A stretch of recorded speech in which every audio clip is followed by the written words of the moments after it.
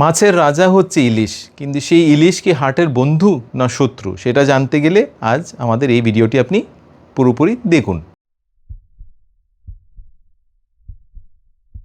বর্ষার প্রথম বৃষ্টি আর পাতে ইলিশ, এই দুটো ছাড়া বাঙালিরা ভাবতেই পারেন না। কিন্তু সেটাতেই একটা কনফিউশন আছে। অনেক পেশেন্ট এসে জিজ্ঞেস করছেন কি ইলিশ কি ওদের জন্য ভালো কি খারাপ।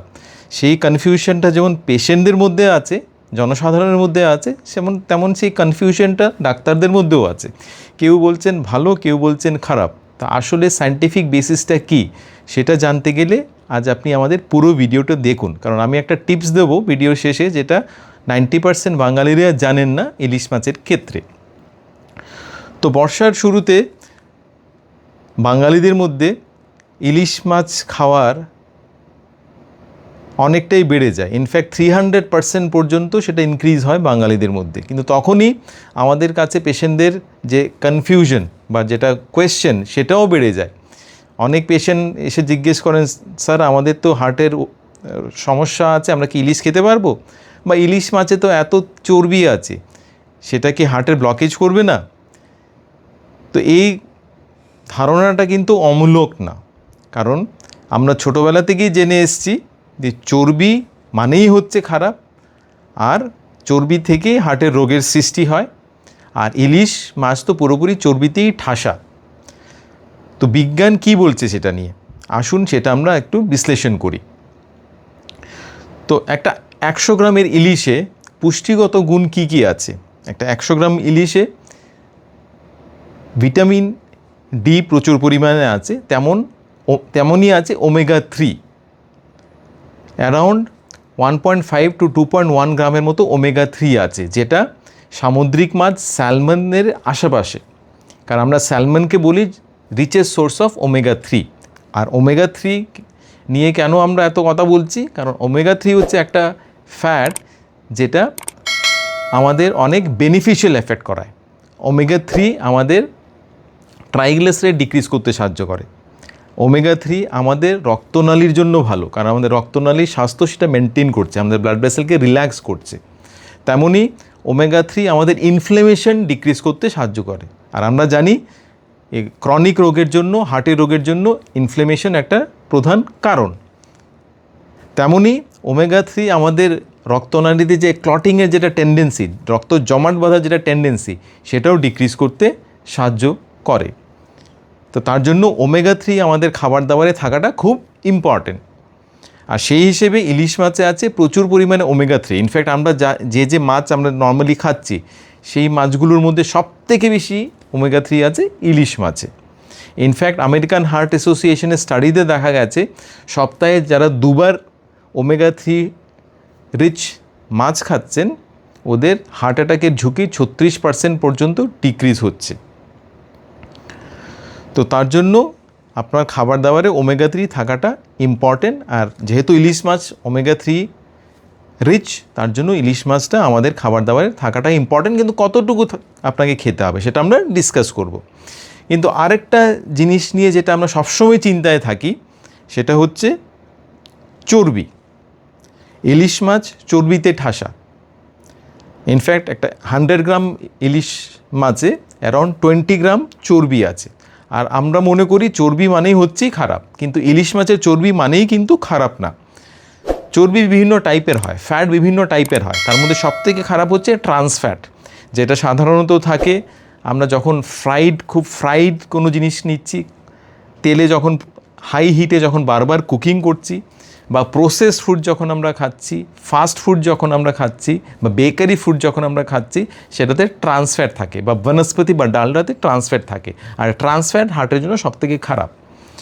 ইলিশ মাছে কিন্তু ট্রান্স ফ্যাট নেই। ইলিশ মাছে আছে একটা 100 গ্রাম যদি আমরা ইলিশ মাছ ধরি, তাহলে সেটাতে অ্যারাউন্ড 40 to 45% মতো আছে স্যাচুরেটেড ফ্যাট, 35% মতো আছে মনো আনস্যাচুরেটেড ফ্যাট, যেটা হার্টের জন্য ভালো। আর অ্যারাউন্ড 20 to 25% মতো আছে পলি আনস্যাচুরেটেড ফ্যাট। আর মনো আনস্যাচুরেটেড ফ্যাট আর পলি আনস্যাচুরেটেড ফ্যাট কিন্তু আমাদের হার্টকে প্রোটেকশন দিচ্ছে। তো চর্বি থাকা মানেই যে সেটা খারাপ সেটা না। ইনফ্যাক্ট কিছু স্টাডিতে দেখা গেছে যে ইলিশ মাছ খাওয়ার পর কোলেস্ট্রল অনেকটাই কমে গেছে। ইনফ্যাক্ট ঢাকা বিশ্ববিদ্যালয়ের একটা স্টাডিতে দেখা গেছিল যে, এটা অবশ্য অনেক আগের স্টাডি, যেটা আমি এই রেফারেন্সে দিচ্ছি স্ক্রিনে, যে 100 গ্রাম ইলিশ মাছ ওরা ডেইলি খাইয়েছিল 1 বছর অলমোস্ট সাবজেক্টসদের।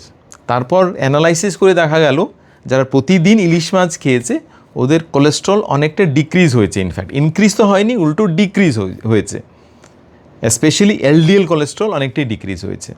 তো ওরকম কিছু কিছু স্টাডিতে দেখা গেছে যে ইলিশ মাছ খেলে, যদিও ইলিশ মাছে আছে স্যাচুরেটেড ফ্যাট, কিন্তু সেটা থেকে আমাদের কোলেস্ট্রলটা ইনক্রিজ হয় না। ইনফ্যাক্ট কোনো স্টাডিতে দেখা গেছে সেটা একটু ডিক্রিজ হয়, যেটা এই ঢাকা বিশ্ববিদ্যালয়ের এই স্টাডিতে দেখা গেছিল। তো আজ আমি আপনাদের বলবো নেক্সট যে কোন 5টি উপায়ে আপনি ইলিশ মাছ ব্যবহার করলে সেটা আপনি ডেইলি ব্যবহার করতে পারেন বা অকেশনালি ব্যবহার করতে পারেন, কিন্তু সেটা আপনার হার্টের জন্য খারাপ হবে না। ইনফ্যাক্ট সেটা হার্টের জন্য ওষুধ হিসেবেও কাজ করতে পারে। সেটা ডিপেন্ড করছে আপনি কতটুকু খাবেন, কিভাবে খাবেন, কার সঙ্গে খাবেন। তো রুল নাম্বার 1 কী বলছে? রুল নাম্বার 1 বলছে আপনি কত ফ্রিকোয়েন্টলি খাবেন।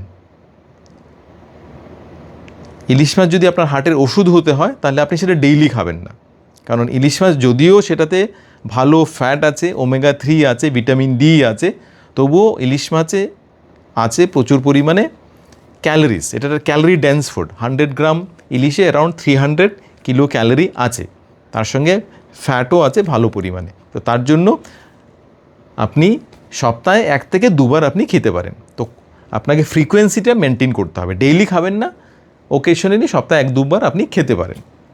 সেকেন্ড, কোয়ান্টিটি, কতটুকু আপনি খাবেন। যেহেতু ইলিশ মাছ একটা হাই ক্যালোরি ফুড, তো তার জন্য আপনি 75 গ্রাম টু 100 গ্রাম খেতে পারেন, তার বেশি খাবেন না। একসঙ্গে 3-4 পিস ইলিশ মাছ খাবেন না, 1 পিস মাঝারি টাইপের পিস আপনি একটা খেতে পারেন। থার্ড, আপনি কিভাবে রান্না করবেন সেটা ইম্পর্ট্যান্ট, কারণ অনেক ক্ষেত্রে আমরা রান্না করি ইলিশ মাছ ভুলভাবে। ইনফ্যাক্ট আমরা ইলিশ মাছ ভাজা খাই, আর এই কড়কড়ে যখনই ভাজা করা হয় ইলিশ মাছ, তাও আবার রিপিটেড অয়েল ব্যবহার করে সেম তেলে যখন আমরা বারবার ইলিশ মাছকে ফ্রাই করছি, সেটা থেকে কিন্তু ট্রান্স ফ্যাট তৈরি হয়, যেটা আমাদের হার্টের জন্য খারাপ, যেটা আমরা অলরেডি ডিসকাস করলাম। আর সেটার সঙ্গে হাই হিটে কুকিং করলে, ফ্রাই করলে যে ওমেগা 3 ফ্যাট, যেটা ভালো ফ্যাট ইলিশ মাছে আছে, সেটা কিন্তু নষ্ট হয়ে যায়। তো আপনাকে যদি ইলিশ মাছ খেতে হয়, আপনি ইলিশ মাছ ভাজা বা ডিপ ফ্রাই করবেন না। তাহলে আপনি কিভাবে খাবেন? ইলিশ মাছ যদি আপনাকে খেতে হয়, সেটা থেকে আপনাকে যদি বেনিফিটও পেতে হয়, তাহলে আপনি ইলিশ মাছ ভাপা খান, স্টিম করতে পারেন, গ্রিল করতে পারেন। তো ভাপা ইলিশ আপনি ব্যবহার করুন, বা সর্ষে ইলিশ আপনি ব্যবহার করতে পারেন। কম অয়েল দিয়ে আপনি সর্ষে ইলিশ ব্যবহার করতে পারেন। তো রুল নাম্বার 2 বলছে আপনি ডিপ ফ্রাই করবেন না, আপনি ভাপা খান বা সর্ষে ইলিশ কম তেল দিয়ে আপনি ব্যবহার করুন। রুল নম্বর 4 কি বলছে? যাদের ডায়াবেটিস আছে, যাদের ডায়াবেটিস আছে ওরা ইলিশ মাছ ব্যবহার করুন। কারণ কিন্তু সাধারণত বাঙালিরা আমরা কী করি? আমরা বাঙালিরা ইলিশ মাছের তেল দিয়ে প্রচুর ভাত খাই, আর ইলিশ মাছটা সাধারণত ভাজা থাকে। তো আপনার যদি ডায়াবেটিস থাকে, আপনি ভাত কম ব্যবহার করুন, আর আপনি ইলিশ মাছ খাবেন, মাঝারি পিস একটা নেবেন, সেটা থেকে আপনার প্রোটিনের চাহিদাও পূরণ হবে। কারণ একটা 100 গ্রাম ইলিশের টুকরোয় কিন্তু ভালো পরিমাণের প্রোটিন আছে, অ্যারাউন্ড 20-22 গ্রাম অফ প্রোটিন আছে, যেটা আপনার প্রোটিনের ঘাটতি আপনাকে পূরণ করবে। তো ডায়াবেটিস থাকলে ভাত কম খাবেন, ফ্রাইড খাবেন না, আর ভাপা ইলিশ আপনি ব্যবহার করতে পারেন। নাম্বার 5 রুল কি বলছে? আপনার যদি প্রেশার থাকে, যেহেতু ইলিশে একটু সোডিয়ামও আছে, এটা নোনতা টাইপের, তার জন্য আপনি এক্সট্রা সল্ট ব্যবহার করবেন না, নোনা ইলিশ ব্যবহার করবেন না, বা ইলিশ মাছের শুটকিও ব্যবহার করবেন না, যেটাতে প্রচুর পরিমাণে সোডিয়াম বা নুন আছে। তো ডায়াবেটিস থাকলে আপনি বা প্রেশার থাকলে আপনি এই রুলগুলো আপনি ফলো করুন। তো এই 5টি রুল আপনি ফলো করলে আপনি ইলিশ মাছ আপনি ব্যবহার করতে পারেন, ওকেশনালি ব্যবহার করতে পারেন, আর সেটা থেকে আপনি বেনিফিটও পেতে পারেন। কিন্তু এই রুলগুলো যেগুলো বললাম, ইলিশ মাছ সবাই খেতে পারেন, কিন্তু কোনো পপুলেশন আছে কি, কোনো পেশেন্ট আছে কি যারা ইলিশ মাছ অ্যাভয়েড করবেন? হ্যাঁ, কিছু কিছু পেশেন্ট গ্রুপ আছেন যারা ইলিশ মাছ অ্যাভয়েড করবেন, স্পেশালি যদি আপনার গাউট থাকে বা ইউরিক অ্যাসিড বেশি থাকে, কারণ ইলিশ মাছ হচ্ছে হাই পিউরিন ফুড। তো যাদের গাউট আছে, ইউরিক অ্যাসিড বেশি আছে, গেটে বাত আছে, ওদের আমরা বলি কি হাই পিউরিন ফুড অ্যাভয়েড করুন। তো ওদের ক্ষেত্রে ইলিশ মাছটা অ্যাভয়েড করলে বা মিনিমাইজ করলে বেটার। তার বদলে লো পিউরিন মাছগুলো যেমন আছে, যেমন রুই, কাতলা, ওগুলো আপনি ব্যবহার করতে পারেন। তেমনি ইলিশ মাছে আছে একটু বেশি পরিমাণে ফসফরাস। একটা 100 গ্রাম ইলিশ মাছে অ্যারাউন্ড 100 to 200 মিলিগ্রামের মতো ফসফরাস আছে। তো যাদের কিডনির সমস্যা আছে ওদের কিন্তু এই ফসফরাসের প্রবলেম হতে পারে। তো তার জন্য কিডনির সমস্যা থাকলে এটা একটু লিমিটেশনে বা এড়িয়ে চললেই বেটার।